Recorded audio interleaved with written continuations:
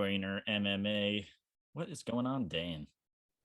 Not much. Just chilling. Big card this weekend. Big card, super excited. I want to get directly into it. It's the UFC 266 Volk versus Ortega. And let's just start it right up. The first card on the early prelims, Omar Moraes versus Jonathan Pierce. I'm going to take this one if you don't mind, Dan. Go ahead. All right. Omar Moraes, 4-1 in his last 5. Wins mostly by submission, but 4 of his 5 UFC fights have ended in decision. He's got good cardio. He's got a plus 0.6 striking differential, 37% accuracy, 63% striking defense, 87% takedown defense over the course of his first 4 fights. He starts slow, tries to size up his opponent in the first round for the most part, but after just turns it on in the second round, finishes strong. He's going to be taking on Jonathan Pierce, who's 2-1 under the UFC umbrella. All fights ending by KO, TKO. 9 of his 10 wins have come by finish, 8 by KO, TKO. Personally, I'm a big fan of Pierce. You kind of can't be if you watch him because he fights so fun and he's so energetic. He was supposed to take on Gabriel Benitez a couple of months ago, but fell through. I had him winning that fight. He lost to Joe Lozon, though. Yeah, if that was his UFC debut, fighting a vet like that is always tough. You know? No, like an old Joe Lozon. It was. I think it was Joe Lozon's last fight. But I don't really. I take like UFC debuts with a grain of salt. Like sometimes you just do not see what the fighter, they get like the yips, they get the jitters, and like you don't see like what they're really about. Exactly. But Jonathan Pierce, very well rounded, 8.8 strikes per minute at 55% accuracy, a plus 2.15 striking differential, and 5.9 takedowns per fight at 60% accuracy over the course of those first 3 fights, of course. But yeah, he's just looked great. This fight, to start off the night, this fight is close, but I'm gonna ride with the underdog in this one. I'm gonna go with Jonathan Pierce. Yeah, this fight is close. At first, I was all in on Moraes, but then I was like, nah, it's a lot closer. Yeah, because Moraes has looked great. He has great. Yeah. Like his only loss in the UFC is to Giga. Like Giga's an absolute beast. Like, of course you're gonna lose to Giga Chikadze. Like, there's no way you wouldn't. And I'm pretty like that. He made it to a decision. He didn't get stopped by him or nothing. He's never been finished. So I'm still gonna ride on the Omar Moraes train, but I'm not as confident as I was in the first place. I wouldn't parlay it with anything, but I will take Omar Moraes in this fight. Like you said, it is super, super close. It is. You basically hit all the points I was gonna hit. So yeah. We're looking at a Moraes minus 150 right now, a Pierce plus 140. That's like, if I was an odds maker, that's exactly what it should be. Like it's about, yeah, just like a slight favorite, but like I love starting the night on an underdog. If that hits, that's big. That just makes the night great. Facts. All right. Unless your next date, but that's true. All right, we're disagreeing on this one. Dan's going Moraes. I'm going Jonathan Pierce. We're gonna move right into the next one. Matt Semelsberger versus Martin Sano. Semi the Jedi. Huge fans here. Yeah, so he's coming off that unanimous decision loss to Chaos Williams. Do you remember that fight? Yeah. Who do you think won? What do you mean? You think Semelsberger's won that fight? I think unless I'm like mixing this up with the next fight or 2 fights from now, like, I mean, or Chaos Williams up with somebody. I think like no, that's the Pereira fight. No, he did beat him. Semi the Jedi. He had that nasty right hand that knocked out Jason Witt, and he beat Carlton Minus already. He's fighting Martin Sano. He's 4-2-1. He's coming off of a draw to Diego Herzog, and then 2 losses in a row, which doesn't seem to make much sense why he's even in the UFC to begin with. But I think this is a fight to get Semi the Jedi back on track. He's got a lot of power in his hands, and I think he's going to put him away in the second round. Yeah, I'm a huge fan of Matt Semelsberger. 2-1 in the UFC, coming off that loss from Chaos Williams. Like Dan said, questionable. I think Chaos Williams beat him slightly, but it wasn't a unanimous decision. It was probably a split decision.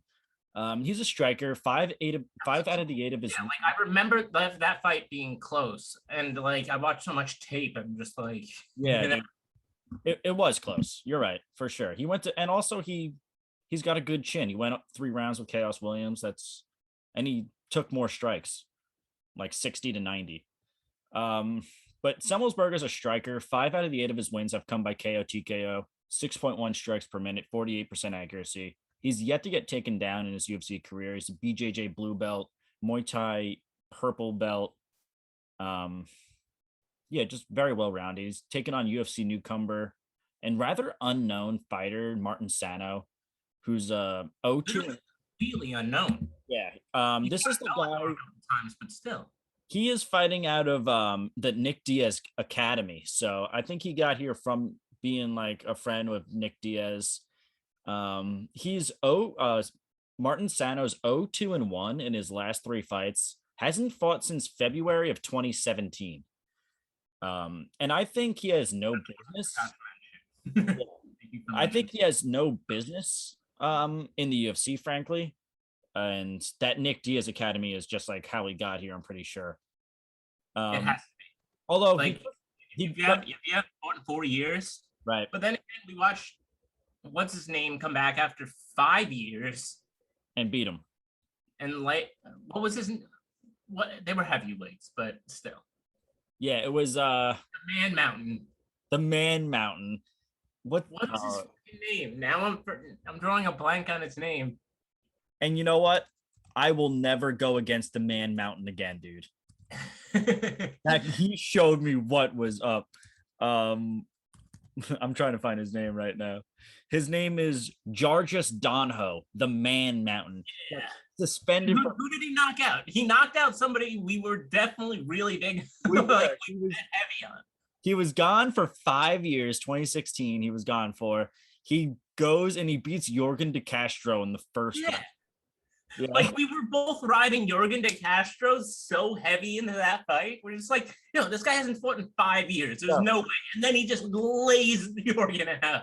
I'm gonna bring up the Man Mountain when we talk about Nick Diaz later, when I go on that Nick Diaz rant. So keep the Man Mountain in mind. But I just want to mention this before we stop this fight.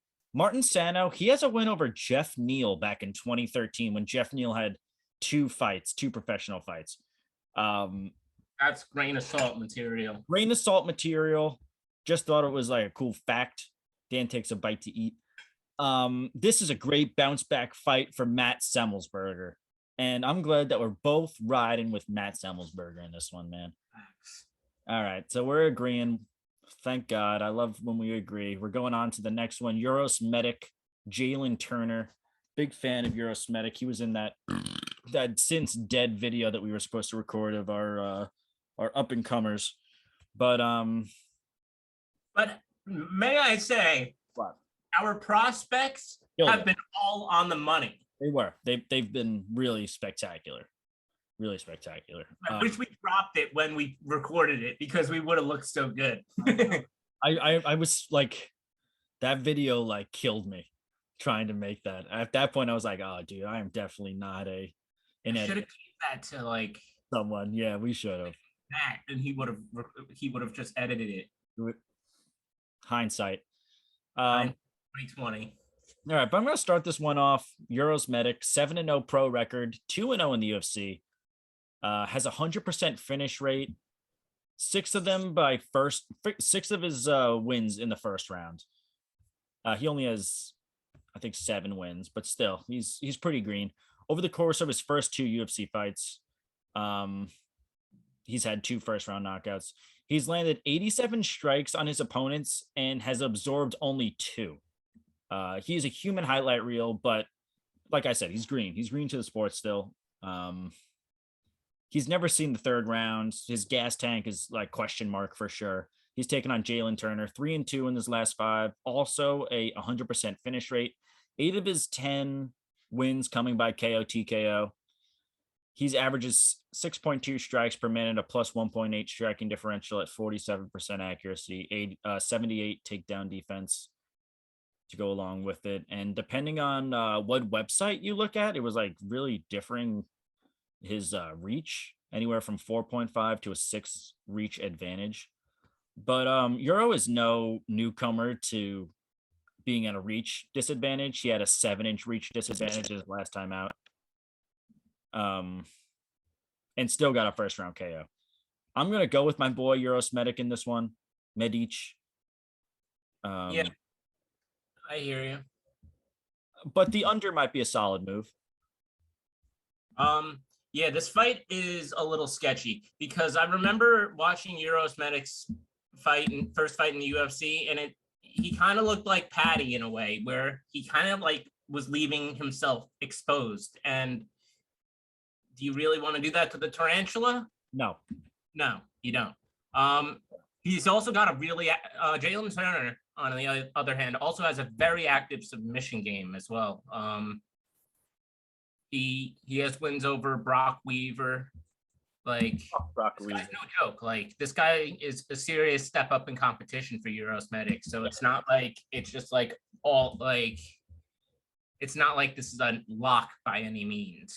Yeah, he's not, Medic is not fighting people out of Alaska FC anymore. You know, he's in the big leagues, and Jalen Turner is a big opponent. He's a big opponent. So I'm actually gonna ride with Jalen Turner in this one. I think I like his experience, and I think he's a little more into the sport, and he has that UFC experience to maybe push him over the hill and to get this fight won. Euros Medic, on the other hand, has an amazing future in front of him, but he just seemed his defense just was a little off to me. So I can't ride with that, you know. I feel you. Totally agree. This fight is this close. I think Jalen Turner is really great. He's got a record that doesn't show it. He's got a 10-5 record, but he's a lot better than that record. A lot better. And we're looking at it's about even right now. We're looking at a minus 115 both ways. You know, it's a pick 'em. It's close. But like you said, Euros Medic's been hit twice, you said? Twice, yeah. But like the chin is there to be hit, you know? Right. Like when I'm questioning his defense, yes, I know he's been hit twice. I understand that, but a guy who's 6'3", who's a lightweight, might pose some serious issues to him. Yeah, like we said, this is a huge bump up in competition. He fought Alan Cruz. In my opinion, I would have given him. We were talking about like second level UFC stats that I want to make at some point. Right. But yeah, like it's just I don't know. This fight is like stay away from Central for me. It's like because Euros Medic very well can take Jalen Turner out, and if he does, hats off to him, you know. But like I'm gonna ride with the experience that Jalen Turner has. Yeah, it's hard not to, you know, at least consider it. Exactly. You know? Exactly. This fight is a pick. But I can't go against Euros Medic. I think so highly of him, and I also think highly of Jalen Turner. But we're gonna disagree on this one. I'm going Medic. Dan's going Turner. We're gonna move right into the next one. Manon Fiorot versus Mayra Silva. Fiorot was pretty vicious with her striking. She picked up 2 wins in 2021, both via standing TKOs, which is pretty funny.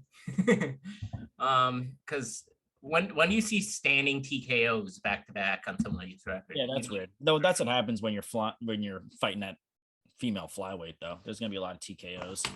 Yeah, but she's also getting a step up in competition because she's fighting Mayra Bueno Silva, and Bueno Silva has the ground game. Yes.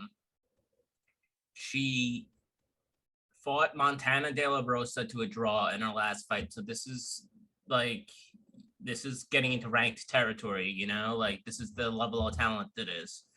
She's fighting out of Shootbox Diego Lima. Great, probably in my opinion, it's the best camp coming out of Brazil. Yeah. And where she definitely doesn't have the stand. Both, it's a striker versus grappler fight. This fight, Exactly. It's a classic version of striker grappler. yeah. And I'm going to ride with Firo, but the plus 200 on Bueno Silva, like, don't be afraid to ride with that, because I might take a little tack. Like, I might hop on that as well. Like, this fight should, in my opinion, be a lot more even than it is. So it's literally striker versus grappler. Who gets it done? Who imposes their game plan better? Let's see what happens. Yeah, it's just hard not to go against Madden Furo. Huge flyweight prospect. 2-0 under the UFC umbrella. I was big on her coming in. Yeah. Her technique is up there. Yeah, like you said, Dan, she's got 2 of those second round TKOs. 6 of her 7 wins have come by KO TKO. And also she's been a champ in like every organization she fought for. When she was in her amateur career, she became champ of that organization.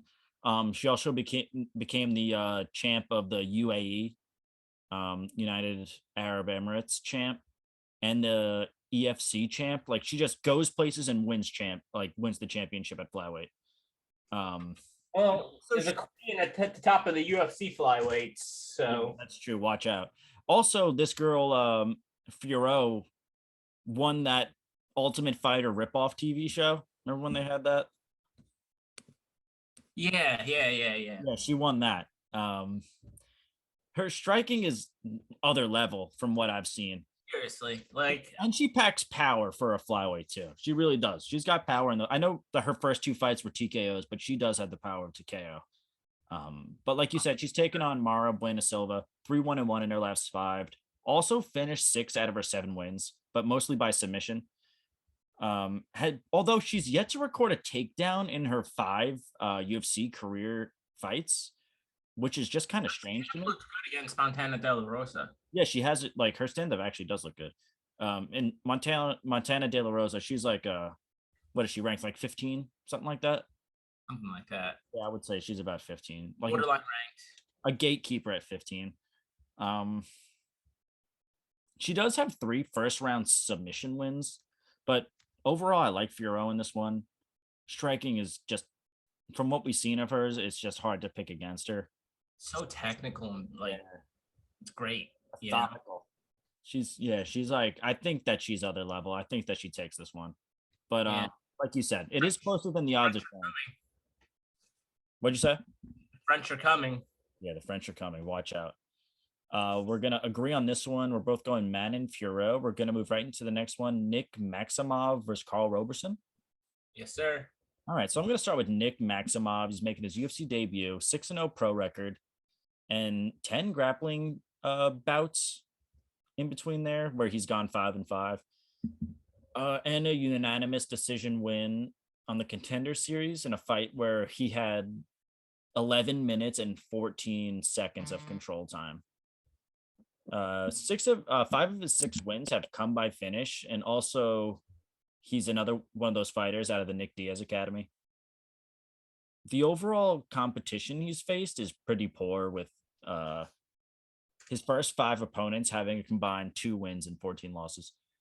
He's going to be taking on Carl Robertson, 2-3 in his last 5. But he's fighting high level competition. Brendan Allen, Marvin Vittori, Glover Teixeira, just in his last 5 to name. And he has a couple of issues, in my opinion. For one, he doesn't really have enough output in his striking. But when he does throw, he's accurate. It's good. He's got power. I was going to say, the power's there. Yeah, but he just doesn't throw enough. And 2, he gets taken down a lot. Only 45% takedown defense. And all 4 of his losses have come by submission. And Maximov is a skilled grappler. He's skilled on the ground. And it's just not a good matchup for Robertson. So I'm going to go with the UFC newcomer and Maximov in this one. Wow, that's a surprise. Uh, you're making me second guess myself. No, I'm just fucking with you. I gotta disagree and ride with Carl Robertson in this one. He again that high level UFC competition he's fought, it's not for nothing. Like I know he lost his last fight, that heel hook with like 5 seconds left in the round or something like that. But like still, like I like Carl Robertson in this. Not to say this kid doesn't have a future. He definitely has a future, and he definitely has a good ground game. But like, it's tough to see him just coming in and beating a guy like Carl Robertson in his UFC debut. Yeah, it's definitely a handful to have that, but like styles make fights, and this is not a good like stylistic matchup for Robertson. Unless Robertson hits him in the, you know. That's what we got to hope for. But like, yeah, like he's got everything there. He's got like the skills, but he doesn't prove it to us. You know what I mean? Yeah. That's a tough fight. All right, so we're disagreeing on that one right there. And we're gonna go. I'm going Maximov. You're going Robertson. Yeah, but I'm iffy on this one. I'm not Yeah. betting. I just kind of want to see what happens. Yeah, that one's tough. But we're gonna move right into the next one. I believe it's Roxanne Modafferi versus Tala Santo. Yeah. Take it away, Dan. Yeah, we got the happy warrior, Roxanne Modafferi. You know, we all know we're at this point, 25-18 record, coming off of a loss to Viviana Rujo. Fairly one-sided fight. Yeah. Tyler Santos has looked nothing short of stellar since she's arrived in the UFC. Totally agree. Beating the likes of Ann and Jillian Robertson. And we saw how good Charlie McCann is. Yeah. Holy cow. And she did lose to Mara Barella, but still at the same time, I like the young up and comer in this fight. Roxanne's what, like 38 or something? Yeah, I think she just turned 38. Yep. Yeah, look at that, spot on. No, she just turned 39. Excuse me. I'm sorry. 1 year off, basically. Okay. Yeah. Or she's gonna. Her birthday is on like Thursday. Oh, really? On Tapology, it says that it was like a couple of days ago. Yeah, it says her birthday is the 24th of September. So all right, cool. 39. It's just like Syndicate MMA is good, but like I like them. I like the prospects. You know, I like the prospects, and yeah. I think that Tyler Santos gets it done. She's like compact and just, you know, she's a strong girl. Yeah, dude, this is not a good matchup for Roxanne. Yeah, like look at Tyler Santos in her last fight against Jillian Robertson. Jillian Robertson basically like everybody, like Jillian Robertson has phenomenal jiu-jitsu and wasn't able to do anything off of her back against Tyler Santos. She didn't want any part of her on the feet either, so that's saying something. Yeah, and this is a short notice fight for Santos. She was supposed to take on Tatiana Suarez, and then Suarez had to pull out for a knee injury. Oh, I wish Tatiana Suarez was fighting because I would have picked her for sure. Yeah, but I think I would have picked her too. But Roxanne Modafferi, God bless her, man, because I think this fight's going to be a bloodbath. But I think I'm going to start off with Santo, 3-1 under the UFC umbrella, plus 1.3 striking differential, 48% accuracy, averages 2 takedowns per fight, 80% accuracy, and 80% takedown defense. 12 of her 17 wins have been by finish, 10 by KO TKO. She's taken on UFC legends Roxanne Modafferi, 2-3 in her last 5. Has a minus 1.9 striking differential, 30% accuracy. Went over Macy Barber in there. She does. Her stand-up's not great. She's got 1.4 takedowns at 30% takedown and 30% takedown defense. She's not like her stats are not the best, but she's got heart. She's very tough to finish. But Roxanne, you know, she's about to turn 39. I think her time on the UFC roster, it will be coming to an end soon. rather sooner rather than later. So I'll keep her around in some sort of way because she's just so damn likable. Yeah, she is. But it's tough to watch her when she gets beat so bad. And I think that's going to be one of those cases in this fight. So I'm going to go with Tala Santos all day in this one. Yeah. All right. Good thing we're agreeing there. That'll bring us into our next one. We got a heavyweight bout. Connor's going to love this one. Chris Daukaus versus Shamil Abdurakhimov. Close enough. I'm going to start off with Shamil Abdurakhimov. Tried to practice it, but it still didn't work good. I tried to practice it too, and I literally booted the first and last name. So you're good. Shamil is 3-2 in his last 5, with those losses being to Curtis Blades and Derek Lewis. So, come on, give this guy a little bit of a break. He's a master of sports in Wushu Sanda, and he's a master of sports in international kickboxing. So he's well-rounded. He wins mostly by KO, TKO, but also he's got a good submission game. Only 2.4 strikes per minute at 44% accuracy, though, and 1.2 takedowns at 24% accuracy, and 47% takedown defense. And he's 40 years old now, but I think Shamil's got plenty left in the gas tank. However, he will be taking on Chris Daukaus, 4-1 in his last 5, 3-0 in the UFC. All first round KOs. 10 of his 11 wins are by finish, 9 by KO TKO. Also a BJJ black belt, but he hasn't even shown that part of his game yet, really. I think this will be Daukaus's toughest opponent to date, but I still got Daukaus getting the win in this one. Yeah, I'm gonna have to agree with you. I didn't want to, but I have to. It's Shamil. I mean, this guy, he's 40 years old, he is a Dagestan native. Oh shit. Can you hear me? Yeah. All right, we're computer froze for a sec.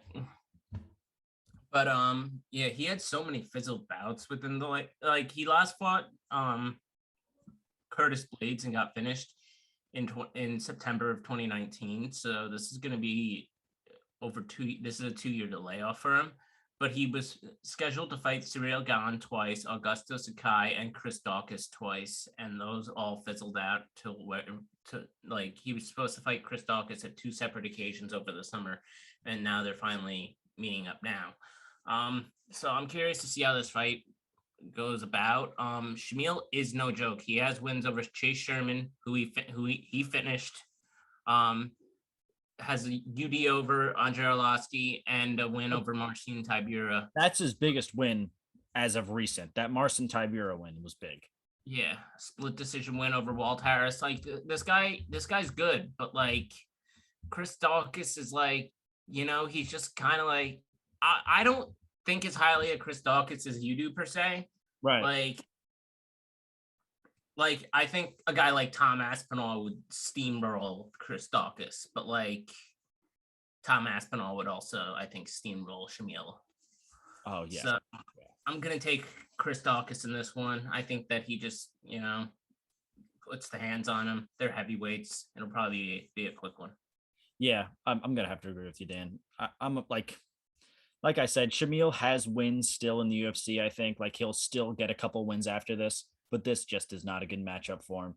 And especially 2-year layoff, all those fizzled bouts. His career's coming to an end, I think. Yeah. What are you gonna do? Hard to say it, but yeah. Yeah. All right, we're gonna move on to our next one. We got Dan the Hooker Hand.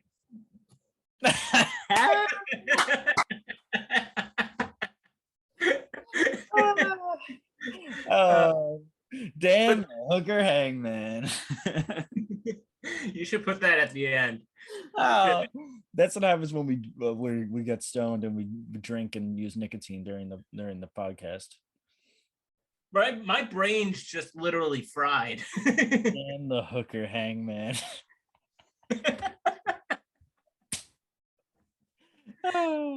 You should literally put that at the end of the video. Yeah, that's a good one. I I usually take notes in my notes to see like where to make corrections. Dan, just write Dan the Hooker Hangman, and you'll remember this. Oh, man. All right, get into it. All right, so next we got Dan the Hangman Hooker. Pronounce that one maybe wrong the first time, against Nasrat Hakprast. So we got Dan Hooker, who is coming off of 2 straight losses, albeit you could make it 3 if you think that Paul Felder won that fight against him. Very close fights. Felder won that fight. What? Felder won that fight. But yeah, he's arguably coming off 3 straight losses. Yeah. Albeit to top level competition, Right. being Paul Felder, Dustin Poirier, and Michael Chandler. That's all championship quality material. And now he's taking on Nasrat Hakprast, and I just don't see it in this fight for Hakprast. This is Dan Hooker all day for me. This might be my lock of the night. Hakprast looked good in his last fight against Rafa Garcia, but Rafa Garcia started coming back towards the end. He Nasrat kind of fades as the fight goes on. He's already been slept once by Drew Dober, who's a dope striker. Dan Hooker's also a dope striker. So these guys are gonna just fucking throw bombs at each other, and somebody's going down. And I'm gonna say it's gonna be Hakprast. Odds are, but so I would bet on a Dan Hooker finish.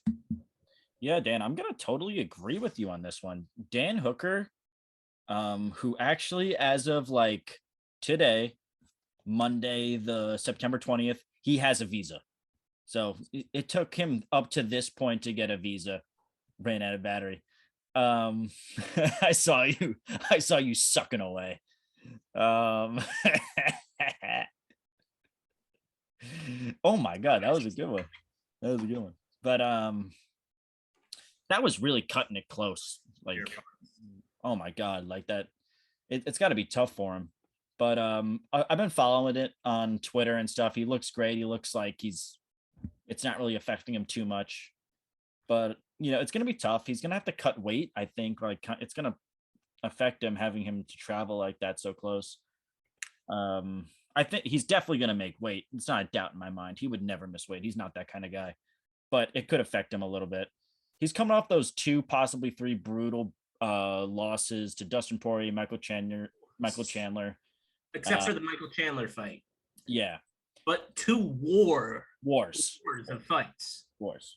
2 out of the last 3 were wars. And then he got knocked out in his last. Second round against Poirier was my round of 2020. Yeah.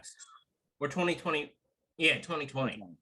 But this 10 months off, it's been 10 months since he last fought. Like that couldn't have been the best for him. He needed some healing to be done after all that. So, and that was all contributed to COVID. Like if it wasn't for COVID, he probably would have fought already. Yeah. I'd agree with that. But I think it's a good move that amount of time. But the best and worst thing about Hooker is he loves those wars, man. He takes a lot of damage. And that's exactly what he's gonna get with Nasrat Hakprast, who's 4-1 in his last 5. 9 out of his 13 wins have come by KO TKO. He's got a plus 2.6 striking differential, 74% striking defense, 84% takedown defense. But Hakprast he's going through some issues outside of the cage that can affect him emotionally. He's had death in his family this past week. So mentally, I'm not sure if he's 100% there. It's kind of a question mark for me. This is a close fight, but Hooker is a corner dog in this one. And you know what corner dogs are. They're dangerous dogs. And so I think Hooker is going to win this at all costs. So I'm going to go with, I'm going to agree with you, Dan. Dan Hooker. There we go. Dan Hooker. We're both agreeing. We're going to move right into the next one. Marlon Moraes versus Merab Davishvili. I'm going to start with Marlon Moraes, 2-3 in his last 5. With those 3 losses coming from top 5 competition, he went on a tear from 2017 to 2019, on a 4-fight winning streak, 3 first-round finishes over John Dodson, Aljo Sterling, Jimmy Rivera, and Rafael Assunção. But since his loss to Henry Cejudo, he's looked a bit different. He's more timid, and Chinny.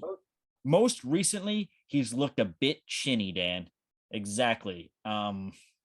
Getting KO'd in his last two fights, excuse me. He's going to be taking on Merab, Davishvili, Long Island trainer, Georgia native, who's Who is Marlon Moraes? Actually, no. Marlon Moraes is Mark Henry and yeah. Davishvili is Sarah Longo. yeah. Davishvili, he's riding a 6-fight winning streak. Merab is a relentless wrestler. And in his last fight, he even showed a large improvement in his striking. I think both guys right now are trending in opposite directions. Merab is moving up, but on a 2-fight losing streak, Moraes might come out with something to prove. This fight is very close, and I'm a big fan of Merab, and this fight is very close. And I think the biggest factor would be like Morales' takedown defense. He's got a 66% takedown defense. He does get taken down a little bit. I think that's going to be his biggest issue in this fight. If Merab gets some early takedowns, this is Merab's fight. So I'm going to, you know, like he'll shoot on him 20 times, 30 times if he has to. Yeah, I'm riding with Merab in this one, but you know what? It's close. It's close. Yeah, it is close because one thing that I have to mention is Marlon Moraes has solid jiu-jitsu as well. He's got a great ground game. It's not like he's going to be a slouch off of his back if he does get taken down. This is going to be a hard fight for both guys. This is really the UFC, I think, is booking this fight to kind of be Merab's coming out party. Like, you know, like show him to the world on this fucking dope card. Yeah. And with the reasons you've said, Moraes has looked chinny in his last couple of fights. Yeah. I mean, he took it to Triple C in that first round of their fight. He did. But it's just, it sketches me out. I just hit my mic, but fucking, I can't trust Moraes. That fight against Jose Aldo was razor thin, and Jose Aldo got a title shot out of it. So that showed what the UFC thought. So in the UFC's eyes, he's on a 4-fight losing streak with 3 of them being knockouts, and I think he's going to lose a unanimous decision to Merab. Yeah, dude, I'm good. It's crazy to say how far Moraes has fallen. He's only, I think, 32 years old. He's fought some real everyone he's fought is they're killers. There's no shame in getting stopped by Rob Font. The guy's a fucking top 5 bantamweight. Marlon Moraes' UFC debut was against Rafael Assunção. That's what he goes into the UFC with. And I think people are writing him off a little bit right now. I mean, the odds are definitely doing it. Merab is a -250. Moraes as a +175. That is a solid underdog to take in this one. If I'm up and I'm winning a lot before this, I am 100% going to take Marlon Moraes in this. Because he could catch him in a sub. He could fit. Of course, yeah. This fight is a decision for all we know, you know? I disagree with these odds right here. He's currently a +205. That's not right. That's not right. All right, but yeah. Anyway, we're agreeing. We're both going Merab. We're gonna move right into the next one. Jessica Andrade versus Cynthia Calvillo. All right, so yeah, this fight's interesting because we all know Jessica Andrade at this point. She's a brick shithouse. She did get absolutely destroyed by Valentina Shevchenko, but so does everybody else. Yeah, welcome to the club. Cynthia Calvillo, she's a lot older than I thought she was. I thought she was How old is she? She's 34. 34. Okay, yeah. I thought she was like 28 or something like Yeah, that. yeah. She had a solid 3-fight winning streak, which was Polyana Botello, Courtney Casey. Actually, it wasn't a streak because she had a draw with Marina Rodriguez in there, and then Jessica I. She moved up to flyweight, and has been 1-1 up there. I'm pretty sure, at least. Yeah, you're right. Yeah. She's fought at both though, because she's got wins over Joanne Calderwood, Pearl Gonzalez, Amanda Cooper, Montana De La Rosa, Jillian Robertson. Like, you look through her career, she's only fought like top level competition. Yeah, similar situation. Andrade, on the other hand, she does lose a decent amount of fights. I mean, albeit to very high. Yeah, like, come on, everyone's gonna lose to the 3 people she lost to. Yeah, like Weili Zhang, Rose, and Valentina. Like, that's Everyone's gonna lose to those. And she has a finish over Caitlin Chukagian.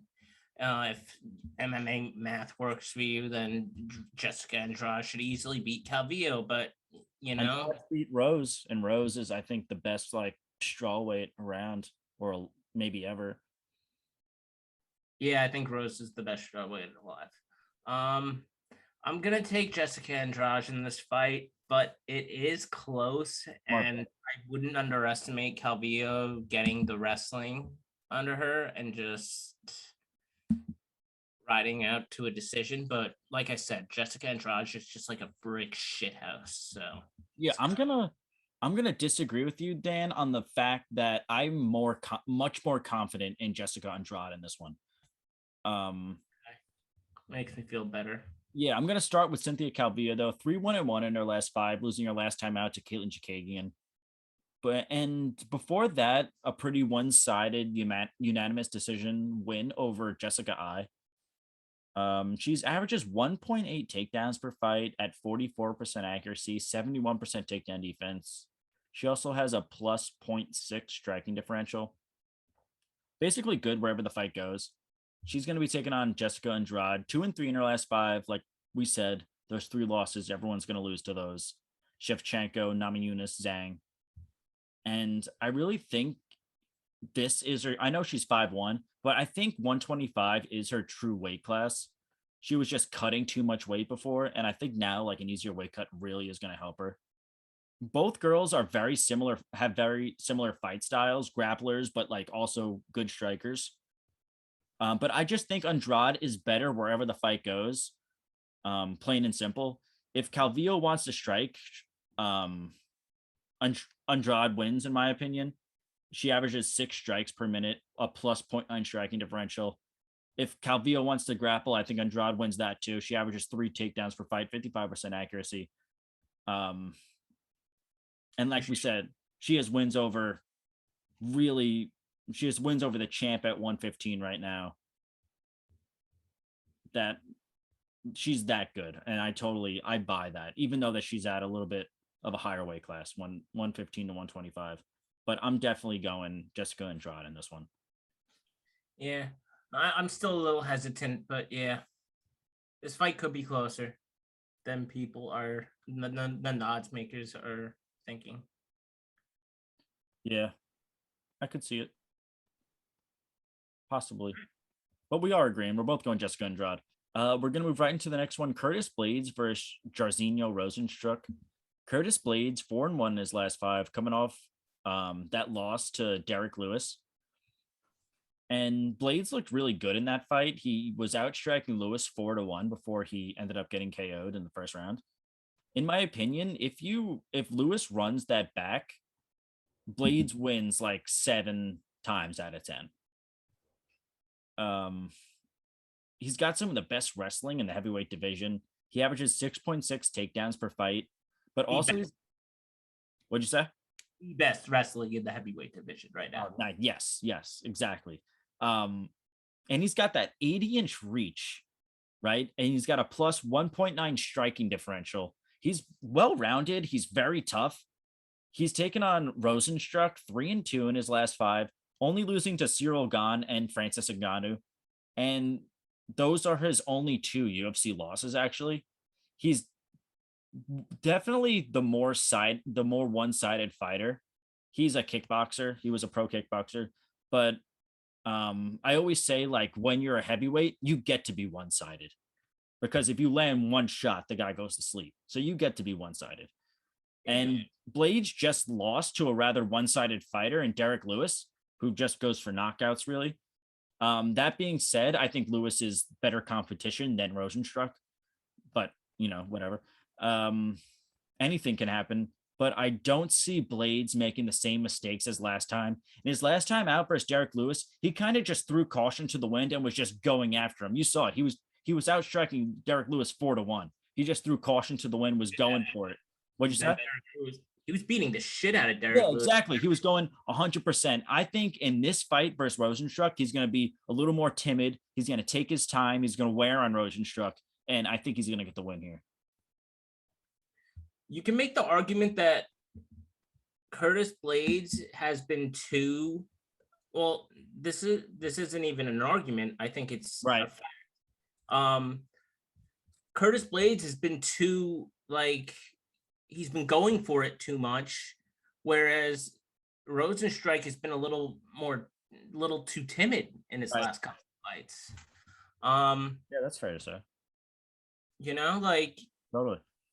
He knocked out Junior Dos Santos, lost to Cyril Gane, and knocked out Augusto Sakai. I had Sakai in that one, man. He really showed a lot in that fight.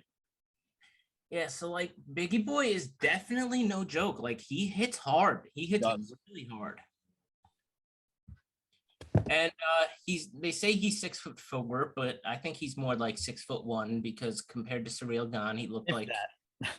Because Cyril Gane's listed at like 6'5", and he was towering over him, just jabbing him to death. Yeah. Yeah, so I'm gonna ride with Rosenstruck in this one. I just don't trust the chin of Curtis Blades. Like I was on the Curtis Blades train for a bunch of fights. I see that alarm face you got, but I got the underdog heavyweight with the knockout right now. I think he makes it happen again. Like Curtis Blades kind of just he'll fight perfectly and just get caught and not get slept, and that's what happens in the heavyweight division. It's a tough one. I would not bet any money on this one because like Curtis Blades is chinny. Not chinny. Everyone in the heavyweight division is chinny. Come on. Yeah, I guess. Besides like Ngannou. yeah, exactly. Like except for like the best guy around right now. But everyone, like if you and Cyril Gane, I haven't seen anybody really hit Cyril Gane that hard. Yeah, but this Blades fight, you know what the odds are right now, Dan? You want to take a guess? Oh, like Blades is like a -350 favorite or something. 310 right now.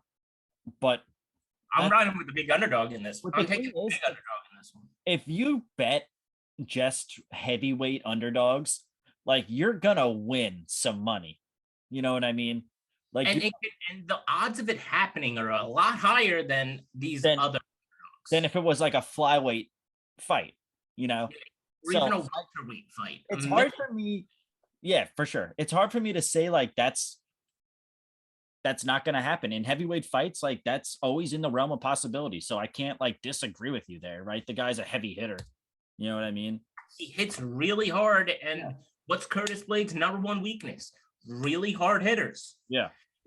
He'll fight the perfect fight until he gets hit with that one punch. So Rosenstruck plus 255, I agree with. If you want to take that risk, I 100% back that because you never fucking know with heavyweights. But we are going to disagree on this one. I'm going to go Curtis Blades. Dan's going to go Jairzinho Rosenstruck. And we're going to move right into the next one, which is Nick Diaz, Robbie Lawler. Take it away. Me? Oh, dude. All right. We have a throwback here. And UFC 43 or something? Is that correct? Oh my God, that's crazy. That is crazy. It's UFC 47. It's on. It's on. Yeah, it's on. All right.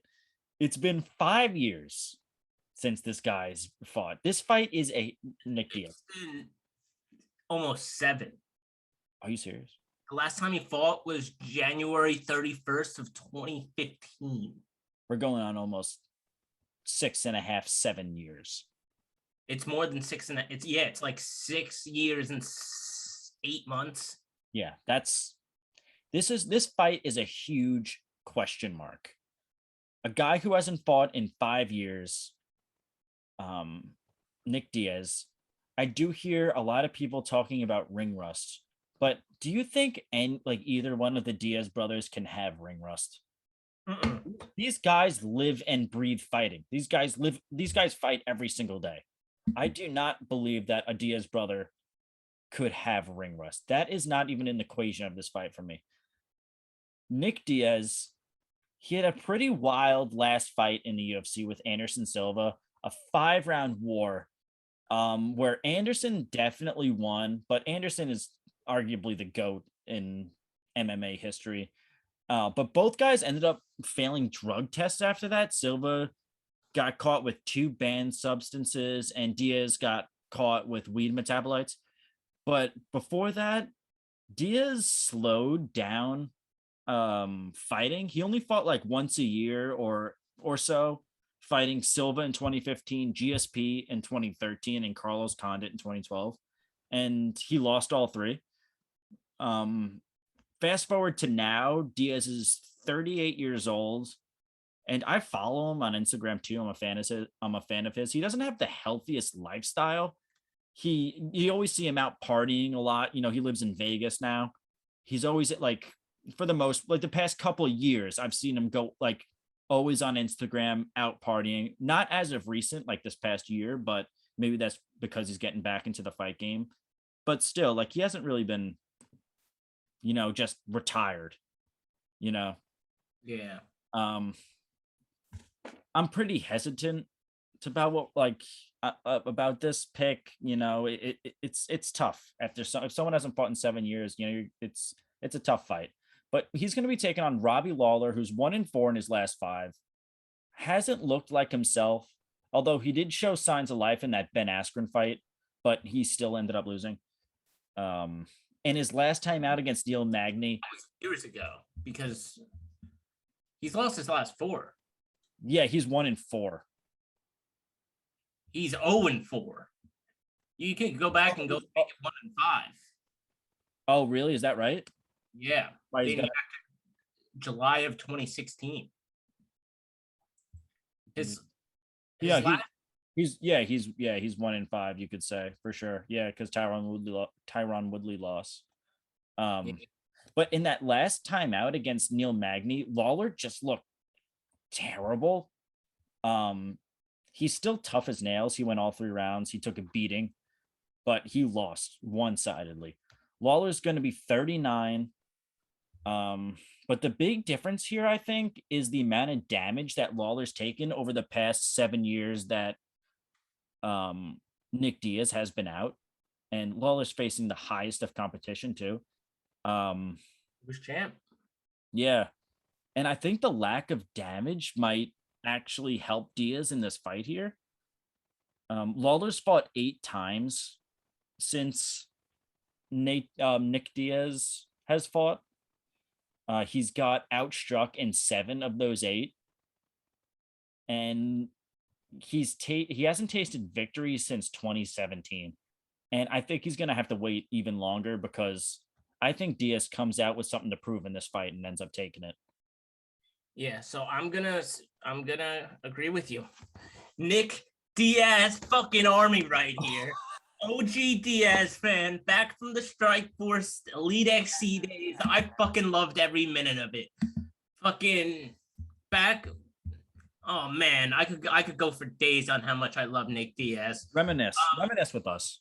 You're a 13-year-old Dan Flanagan he's in his bedroom. Watching Nick Diaz it's get Saturday wins night. for TJ Noons, having that war with Paul Daly, subbing cyborg Santos, the other cyborg Santos, and then flipping off the crowd after. Like, he's just fuck, man. I love Nick Diaz. Came to the UFC, beat the shit out of BJ Penn, and then he lost that bullshit fight to Carlos Condit. Like, you said he fought once a year, but that was like he beat BJ Penn in October and then he came back and fought in February. He did fight George St. Pierre a year later and lost decisively, yes, but George St. Pierre is still to this day considered the welterweight GOAT. I think Usman is that's a topic for another discussion. But anyway, Nick Diaz is gonna come out here and he's gonna fucking impose his will. He's gonna talk shit and he's gonna win this fight. Dude, I'm so hyped for this. 5 fucking rounds. This fight is like the main event, but it's the third one down. I'm here for this fight. People are tuning in to see Nick Diaz. I'm paying for Nick Diaz. Yeah, for sure. I don't give a fuck. I'm taking Nick Diaz in this fight. Yeah, and it's Diaz mentality going into the fight. It's even money. Go put the house on it. Beautiful. Don't put the house on it, but I will bet. Put the house on it. And if you lose, Dan pays for your house. You heard it here first. We're both going Nick Diaz. Lock him in. The Diaz army, though, like, oh man, I fucking love it. Yeah, like, no, it's gonna be a lot of fun. Overshadowed by Nate at this point. Like, I remember when Nate was under the shadow of Nick, you know, and then Nate was making a name for himself, like, you know, doing the same shit Nick was doing. Like, dude, I just fucking love the Diaz brothers. Nick Diaz, War Diaz, let's go. War Diaz, let's go. We're agreeing. We're both going Nick Diaz, of course. We're gonna move right into the next one. Valentina Shevchenko versus Lauren Murphy. I could take this away for you real quick. Yeah, take this one as far away as possible from me. Just Lauren Murphy. I'll start off with her. She has looked pretty great. With her last loss being in 2018 to Sijara Eubanks. She's beaten Mara Barella, Andrea Lee, Roxanne Modafferi, Lilia Shakariova. I don't even know how you say that. Say that 10 times fast. Joe Calderwood in a split decision fight to get this fight. Right. But let's be real here. Lauren Murphy's 38 years old and nowhere near on Valentina Shevchenko's level. Valentina does what she wants. She either keeps it standing, maybe kicks her in the head and punches her in the face for 5 rounds, or she takes her down and gets her in the crucifix and just throws elbows down until the ref stops it, or she just, coasts for a decision. Whatever she wants to do, she does. So Valentina wins this fight. Easy peasy. It's Valentina Shevchenko's world, and we're just all living in it, Dan. This fight is fucked up. But Lauren Murphy has fought tooth and nail for years to make it into the top 5, to go on I believe she's on a 5-fight winning streak. She is. And she's very well-rounded. Finished 9 out of her 15 fights by KO TKO, a BJJ brown belt, great fighter. She doesn't stand a chance, Dan. This is Valentina Shevchenko's fight. That's the problem with it. This whole division is just people talk about Amanda Nunes, but at 135, they fought a split decision twice.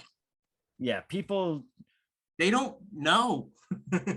Valentina is just as good. She is just as good. And the problem is, maybe she's just not as big as Amanda Nunes. Maybe that's the only differentiating factor between the two of them. But, Valentina Shevchenko only losing to the GOAT female fighter in Amanda Nunes in her entire career. In her entire UFC career, excuse me. But she hasn't shown really any weaknesses besides that the fights with Amanda Nunes. That's it. There are no holes in her game.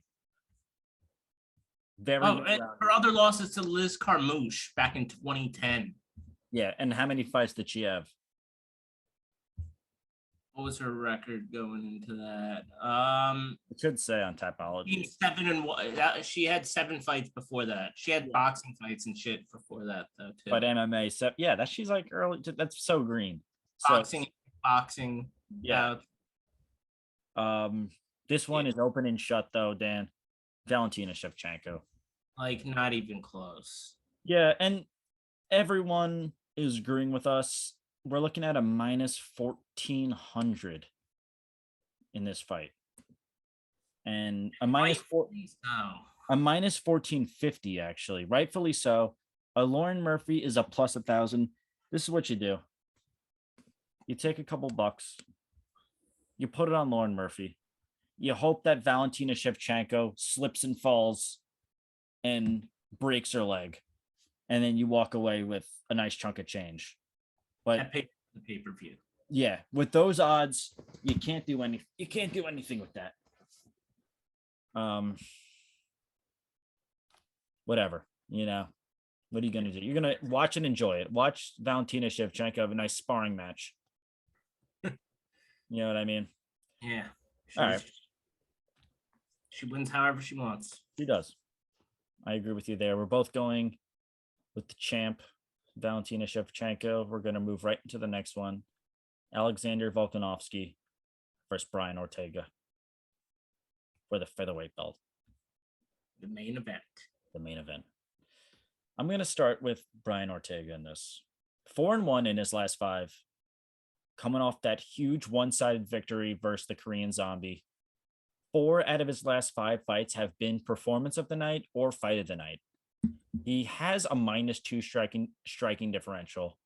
But that's because of what Max Holloway did to him. At 30% accuracy, but that's because, exactly, Dan, of what Max Holloway did to him.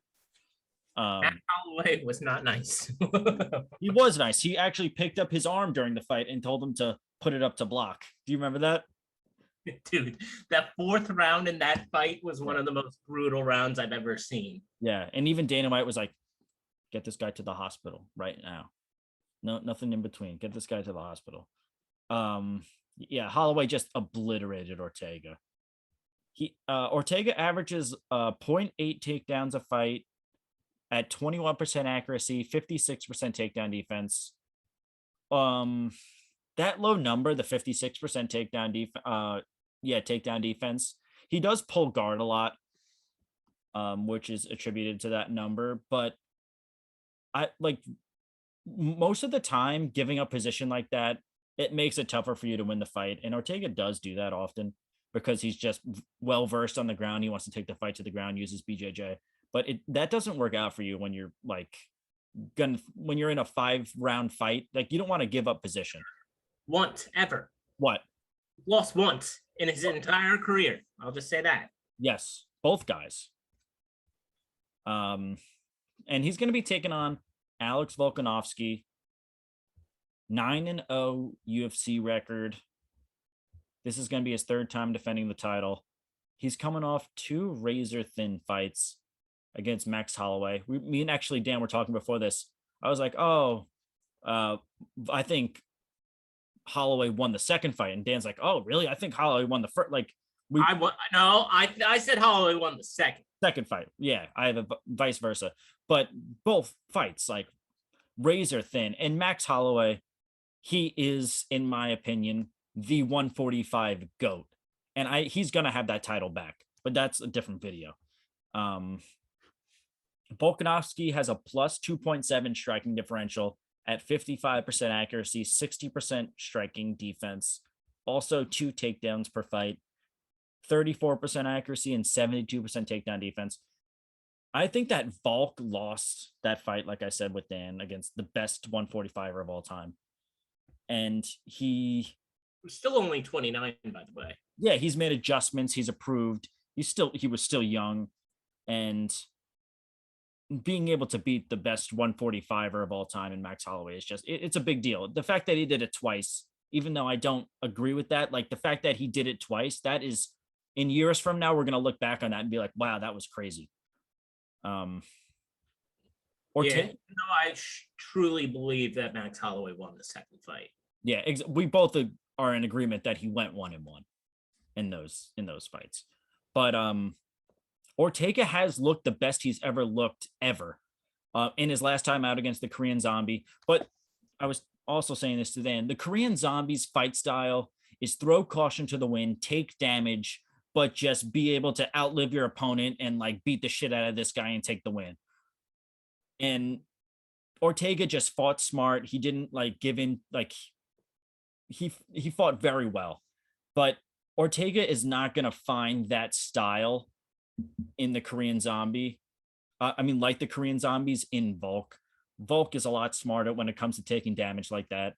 Don't get me wrong. Like I said, Dan, Ortega has looked great, but Volk is just a different kind of animal. I think he'll be able to find the win here. But this is going to be a very competitive fight for sure. But it's just hard not to pick against the champ in Alex Volkanovski. You see, well, I'm going to choose against the champ, Volkanovski. Now, everybody says, like what you said with the Chan Sung Jung fight, I think that was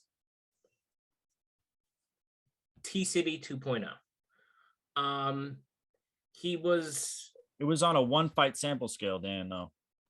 Yeah, but it was almost 2 years. It was 2 years removed from the Max Holloway beating. And now this fight is almost 3 years removed from the Max Holloway beating. He has had a lot of time to improve adjustments and become better. He has great wins in his career. Like if you look at it, he knocked out Frankie Edgar. He was the first man to do it. Choked out, he has that patented guillotine choked out Cub Swanson, Hanato Moicano, TKO Clay Guida, triangle choke to Diego Brandao, beat Thiago Tavares. Like this guy's ground game is next level, and his striking against Chan Sung Jung was also just out of this fucking world good. Like I was blown away because I was like, going into that fight, I had the Korean Zombie, and that just didn't happen. The Korean Zombie recently fought Dan Ige and fought smarter and got the takedowns and got the win. But I don't to make your point. Something to back up your point is that the Korean Zombie was taking down Dan Ige because he didn't want to stand up with him. Right. So maybe the Korean Zombie I see fall, like starting to, like he's gonna start to descend. You think so? Yeah. It sucks to say because he did, like, the Korean Zombie left in the middle of his career to serve in the military in South Korea, which is it's mandatory for them to do it for like 5 years. Yeah. So he didn't fight between 2013 and then he came back in 2017 and got a win. And then he had maybe the greatest fight of all time against Yair Rodriguez, where he got knocked out. He was beating Yair, I think. He was about to take the dub in that fight before he got the elbow to the chin. Yeah, exactly. But I'm straying off topic. I love you, Korean Zombie. But T-City looked incredible against him. Just absolutely incredible. Like it wasn't even like it wasn't like it was 2.0. It was version 2.0 of Brian Ortega. We saw the fighter that he could be, and I have no doubts that he's gotten better since then. And with the Ultimate Fighter and everything going on to help hype this fight, this is the biggest fight of his career right now. Max Holloway, that was a huge opportunity, and he got destroyed. Like he genuinely got beat up. At that time, the worst anybody was ever beat up for 4 rounds. Right. Max Holloway literally set the record in 4 rounds for like significant strikes landed. So he beat the shit out of Brian Ortega. Brian Ortega has persevered and fought beyond that, you know? For sure. So I got Ortega. I'm gonna ride with the T-City underdog, slight underdog at that. Think about it, like Volkanovski's not gonna catch Ortega in any choke or anything, you know? No, nothing like that. Ortega could catch Volkanovski in one. Yeah, I mean, chances are low. I see this fight staying on the feet. yeah, he's got the submission advantage, but I do see Volkanovski getting some takedowns in there. So you never know. Like, you know, there's going to be submission game is going to be involved. So, you know, but I think Volkanovski knows what to do. We will see. We will see. We're disagreeing on this one. I'm going Volkanovski. Dan's going Ortega, and that's it. That is it. That is it. This is no brainer MMA signing off.